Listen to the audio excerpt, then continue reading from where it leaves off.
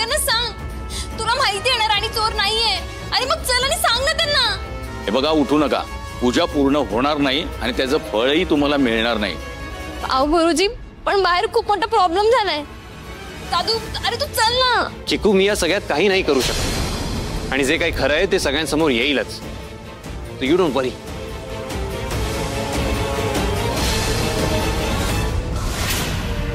हे बघा, तुम्ही आमच्या कामात अडथळा आणू नका.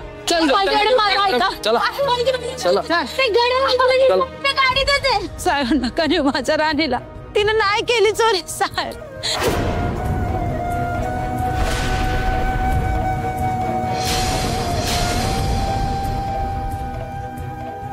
कमला का सोड की. अगं का वैरण झाली कमला का सोड.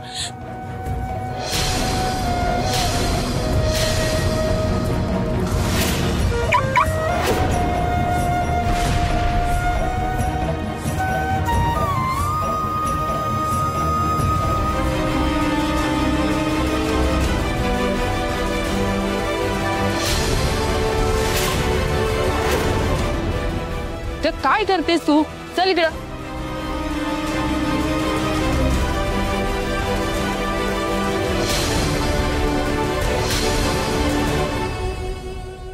मॅडम, आता जर तुम्ही ऐकलं नाही तर तुमच्यावर स्ट्रिक्ट ऍक्शन घ्यावी लागेल.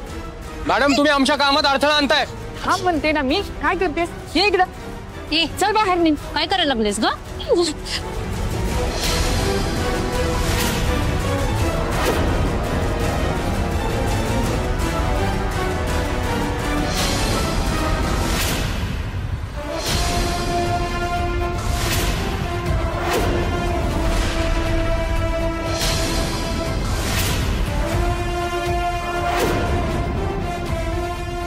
सापडलं.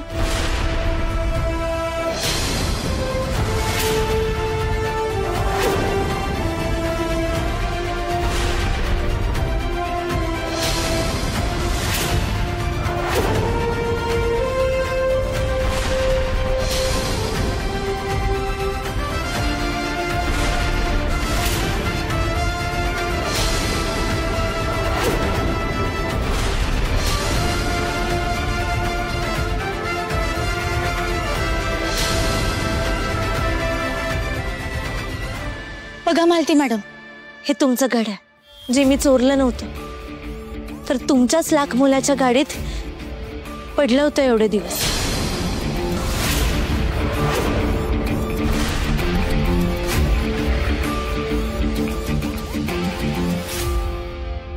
इम्पॉसिबल. मी स्वतः चेक केलं होतं, गाडीत नव्हतं घड्याळ. आणि मी सुद्धा म्हटलं होतं सर की मला एकदा गाडीत शोधू द्या, पण तुम्ही नाही ऐकलं. हो, मला राणी म्हणाली होती की ते घड्याळ गाडीतच पडलंय असं तिला वाटतंय म्हणून.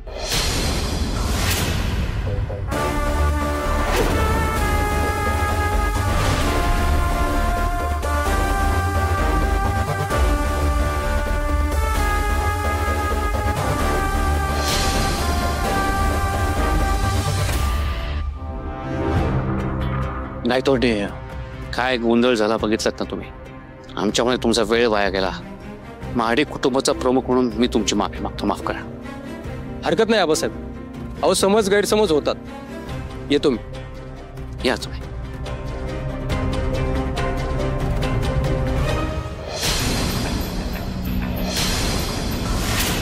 मालती मॅडम, हे तुमचं 1.5 लाखाचं घड्याळ जे मी तुमच्या डोळ्यासमोरून तुमच्याच गाडीतून काढलं.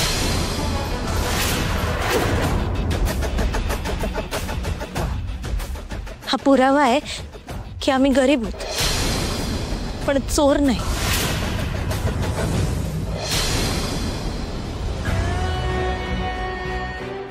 यापुढे कुठल्याही गरीबावरती असे आरोप करताना काय चूक काय बरोबर हे नीट तपासून घ्या आणि मगच आरोप करा.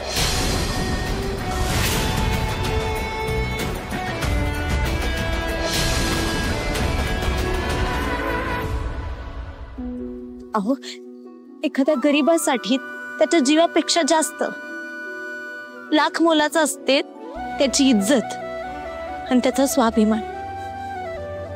आणि त्याला जर ठेच लागली ना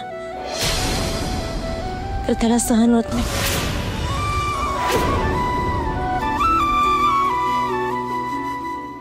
आणि ती जखम अशी असती ना, तू कोणाला दाखवू पण शकत नाही. अहो, ती आतल्या आतच भळभळत राहते. या मागच्या काही दिवसात मी आणि माझ्या कुटुंबाने मनातल्या मनात ज्या मरण यातना भोगल्यात ना, ते तुम्हाला नाही कळणार मॅडम. तुमच्यासाठी फक्त तो एक आरोप असेल, पण त्यामुळं एका गरीबाच्या आयुष्याचा खेळ होतो. त्यामुळं यापुढं कुठल्याही गरीबावरती असे आरोप करू नका. एवढंच सांगणं आहे माझं.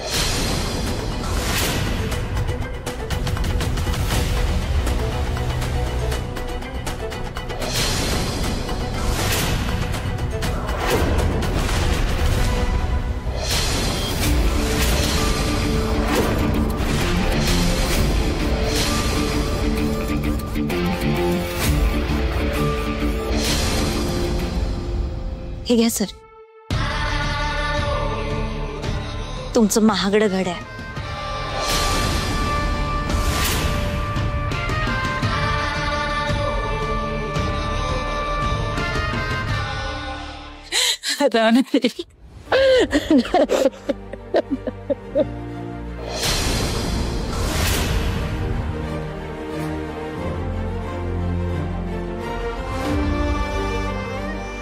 राणी, या लोकांनी किती काय काय ऐकवलं ग तुला. नाही नाही, ते आळ घेतलं तुझ्यावर, पण तू सगळं सहन केलंस राणी. तू दाखवून दिलंस तू चुकीची नव्हतीस राणी. आई, आता मी निर्दोष सिद्ध झाली आहे ना, बस. आता तुम्ही दोघांनी त्रास करून घ्यायचा नाही. चला चला मग आपल्या घरी जायचं.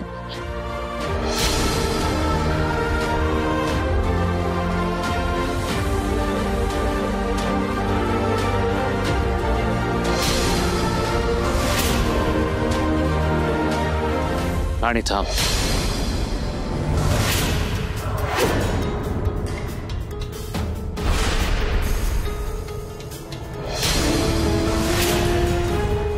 मी पहिल्या दिवसापासून तुम्हाला सांगत होतो, राणी असं करणार नाही.